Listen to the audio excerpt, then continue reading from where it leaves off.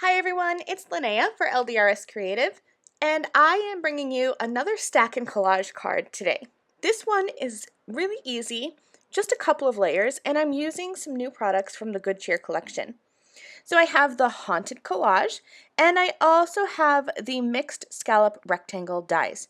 These mixed scalloped rectangles are my new go-to die set. I absolutely love them, and I love that each die has a different size scallop, so you can layer these up and get a lot of dimension with them. The Haunted Collage is perfect for all things Halloween. In fact, this is probably going to be the card that I mass produce for my son's classmates. You can easily stamp these and get them done easy peasy. I did some easy die cutting off camera.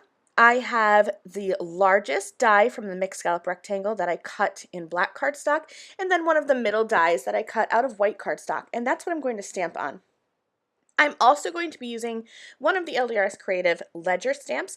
I'm using the original Ledger, but if you have the Ledger too, you could rework this design and do that one as well.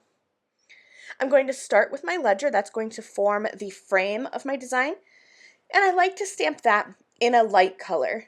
Alloy is always my go-to color for stamping the base, the ledger. So I'm going to stamp that twice just to get that a little bit of a darker gray color. And I have stamped that centered but near the bottom of my white panel. Usually when I'm working with a ledger, I stamp right in the center, but I thought it would be fun to kind of stamp that ledger at the bottom and have my stamped elements up towards the top. I'm going to start filling in my scene now. I laid out my stamps without inking them onto my panel, so I got a basic idea for my design, and then I'm just going to start placing and stamping. So I knew that I wanted that moon to be up in the top left-hand corner of the large portion of that ledger, so I stamped that first. And then I know that I want this haunted house and this witch flying on her broom. These are some of my favorite images. So I stamped those with purple ink, and then I'm going to just clean off those stamps and grab some more inks and start stamping again. So here's my trick for mass producing a card like this. I'll just talk you through that as I'm stamping. I'll start with one design like this and stamp my whole panel so that it's done. And then I use that as a guide.